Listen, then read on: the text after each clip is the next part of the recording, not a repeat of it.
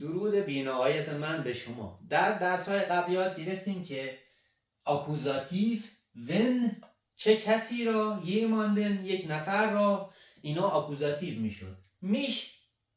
من را، دیش تو را. به عنوان مثال ایش هوله دیش آپ، من می آیم و تو را می آورم. من میام میارم در فارسی میگیم. خب میگیم که ایش ماگ دیش، من تو را دوست دارم. اینا خیلی راحت میفهمیم. ولی خب در فارسی ما میگیم من از تو سوال میکنم، ولی در آلمانی میگیم من تو را سوال میکنم. Ich frage jemanden.